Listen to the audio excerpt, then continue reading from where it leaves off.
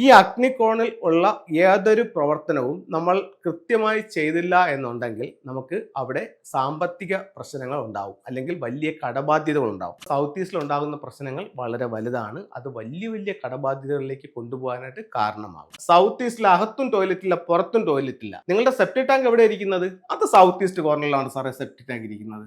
ഉറപ്പായിട്ടും കടബാധ്യതയാവും. മാത്രവുമല്ല, സ്ത്രീകൾക്ക് ആരോഗ്യ പ്രശ്നം ഉണ്ടാകും. ഒരു വീടിനെ സംബന്ധിച്ചിടത്തോളം ഫുങ്ഷോ പ്രകാരം പറയുകയാണെങ്കിൽ ഏറ്റവും പ്രധാനപ്പെട്ട ഒരു ദിക്കെന്ന് പറയുന്നത് സൗത്ത് ഈസ്റ്റ് ആണ്. അതായത് സമ്പത്തിന്റെ ദിക്ക്. നമ്മുടെ വീടിന്റെ ഓരോ ദിക്കുകളും നമ്മുടെ വീടിന്റെ ഓരോ സൗഭാഗ്യങ്ങളാണ്. അത് വ്യക്തിയെ, ആ വീട്ടിൽ താമസിക്കുന്ന വ്യക്തികളെ ഉറപ്പായിട്ടും അത് ബാധിക്കും. ഇത് ലോകത്തെവിടെ ആയാലും ഈ ദിക്കുകൾ അത് കറക്റ്റ് ആയിരിക്കും. ആ ദിക്ക് അതിന്റെ ഒരു എനർജി അവിടെ ഉണ്ടായിരിക്കും. അപ്പോൾ നമ്മൾ ഏറ്റവും പ്രധാനപ്പെട്ട ഒരു ദിക്കായ സമ്പത്തിന്റെ ഡയറക്ഷനായ സൗത്ത് ഈസ്റ്റ് കോർണറിനെ പറ്റിയാണ് ഇന്ന് സംസാരിക്കുന്നത്. തെക്ക് കിഴക്ക് മൂല നമുക്ക് അഗ്നികോണാണ്. ഈ അഗ്നികോണിൽ ഉള്ള ഏതൊരു പ്രവർത്തനവും നമ്മൾ കൃത്യമായി ചെയ്തില്ല എന്നുണ്ടെങ്കിൽ നമുക്ക് അവിടെ സാമ്പത്തിക പ്രശ്നങ്ങൾ ഉണ്ടാവും, അല്ലെങ്കിൽ വലിയ കടബാധ്യതകൾ ഉണ്ടാവും. നമ്മൾ ഒരുപാട് വർഷങ്ങളായിട്ട് പ്രോഗ്രാം ചെയ്യുന്നുണ്ട്, ഒരുപാട് ആൾക്കാർ വിളിക്കുന്നുണ്ട്. ഇവർക്ക് ഭൂരിഭാഗം പേർക്കും ഇതിൻ്റെ പ്രശ്നം വന്നിരിക്കുന്നത് സൗത്ത് ഈസ്റ്റിലാണ്. സൗത്ത് ഈസ്റ്റ് കാര്യമായിട്ട് അവർ ശ്രദ്ധിക്കുന്നില്ല. അപ്പോൾ സൗത്ത് ഈസ്റ്റിൽ ഉണ്ടാകുന്ന പ്രശ്നങ്ങൾ വളരെ വലുതാണ്. അത് വലിയ വലിയ കടബാധ്യതകളിലേക്ക് കൊണ്ടുപോകാനായിട്ട് കാരണമാകും. സൗത്ത് ഈസ്റ്റ് ഭാഗത്ത് ഉണ്ടാകാവുന്ന ചില ദോഷങ്ങൾ ഞാൻ പറയാം. ഇതിപ്പോൾ പലർക്കും ഒരു പ്ലാനിലൂടെ ആകുമ്പോൾ കുറച്ച് വ്യക്തമാവും. നമ്മുടെ വീട് എങ്ങനെയായിരിക്കണം? സ്ക്വയറോ റെക്റ്റാങ്കിൾ ഷേപ്പിലോ ആയിരിക്കണം. ഇനി ഇതിൻ്റെ 8 ദിക്കുകൾ ഞാൻ ജസ്റ്റ് ഒന്ന് മാർക്ക് ചെയ്യാം. ഇത് സൗത്താണ്, ഇത് നോർത്താണ്, ഇത് വെസ്റ്റാണ്, ഇത് ഈസ്റ്റാണ്. ഇത് 4 മഹാദിക്കുകളാണ്. ഇനി 4 മൂലകൾ, തെക്കും കിഴക്കും കൂടെ കൂടിച്ചേർന്ന സൗത്ത് ഈസ്റ്റ് കോർണർ, അഗ്നികോണം. ഈ അഗ്നികോണിനെ പറ്റിയാണ് ഇന്ന് നമ്മൾ സംസാരിക്കുന്നത്. അഗ്നികോൺ എന്താണ്? സമ്പത്തിന്റെ ഡയറക്ഷനാണ്. അപ്പോൾ വാസ്തുവിൽ പറയുന്നത് എന്താണ്? ഇവിടെ ലക്ഷ്മി ദേവി വസിക്കുന്നു എന്ന് പറയുന്നത്. ലക്ഷ്മി ആരാ? സമ്പത്തിന്റെ ദേവതയാണ്. അപ്പോൾ ലക്ഷ്മി ദേവി സൗത്ത് ഈസ്റ്റ് ആണ്. സൗത്ത് ഈസ്റ്റ് ഭാഗത്ത് നമുക്ക് വരുന്ന ഒരു പ്രശ്നം സാരമായി സമ്പത്തിനെ ബാധിക്കും. കുറേ നേരം കൊണ്ട് സൗത്ത് ഈസ്റ്റ് ഭാഗത്ത് വരുന്ന പ്രശ്നം എന്ന് പറയുന്നത് എന്താ പ്രശ്നം എന്ന് ചോദിച്ചു കഴിഞ്ഞാൽ, ഇവിടെ നിങ്ങളുടെ വീട് വെച്ചപ്പോൾ ഇവിടെ ഒരു ബെഡ്റൂം ഉണ്ടെന്ന് മനസ്സിലാക്കുക. എന്നിട്ട് ഈ ബെഡ്റൂമിന് ഒരു അറ്റാച്ച്ഡ് ടോയ്ലറ്റ് ഇവിടെ ചെയ്തിട്ടുണ്ട്. അപ്പോൾ ഇവിടെ നിന്ന് നമുക്ക് ഇപ്പം ഇവിടെ നമ്മളുടെ ബെഡ് ഇട്ടിരിക്കുന്നതെന്ന് കരുതുക. ഇതിവിടെ നമ്മളെ കട്ടിലിട്ടിരിക്കുന്നു, ഇവിടെ നമ്മളുടെ ഡോറ് നിൽക്കുന്നു.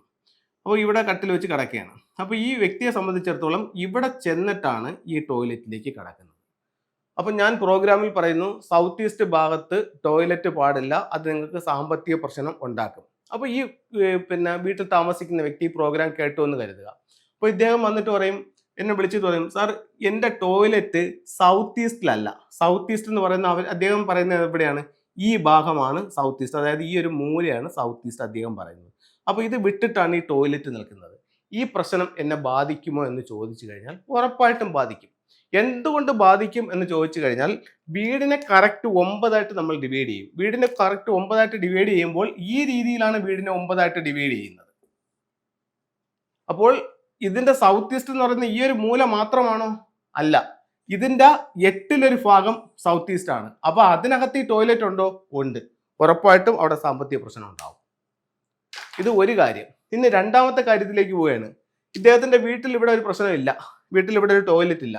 പക്ഷെ വീടിന്റെ വെളിയിൽ ഔട്ട് സൈഡിൽ ഇവിടെ ഒരു ടോയ്ലറ്റ് ഉണ്ട്. അതെവിടെയാണ് വന്നിരിക്കുന്നത്? ഈ പറയപ്പെടുന്ന 45 ഡിഗ്രിക്കകത്ത് സൗത്ത് ഈസ്റ്റിലാണ് വന്നിരിക്കുന്നത്. ഉറപ്പായിട്ട് ഇതേ പ്രശ്നം അവരെ ബാധിക്കും.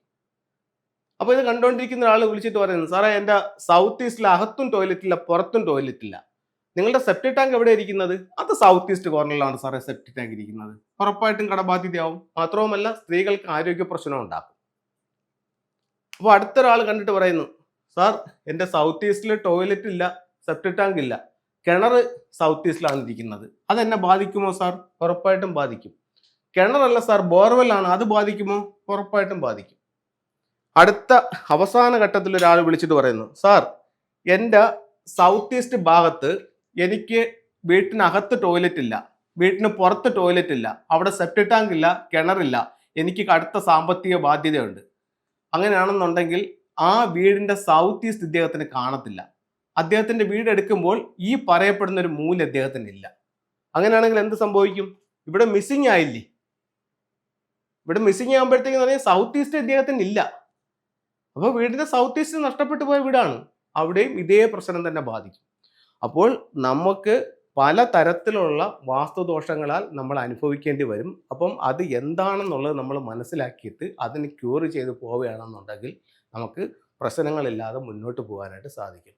ഇപ്പം ഒരാളുടെ വീട് വെച്ചു, ഒരാൾ വീട് വെച്ചപ്പോഴത്തേക്ക് ഈ പ്രോഗ്രാം കണ്ടുകൊണ്ടിരുന്നപ്പോഴും വീട് വെച്ചിട്ട് ഒരു 3 വർഷമായെന്ന് കരുതുക.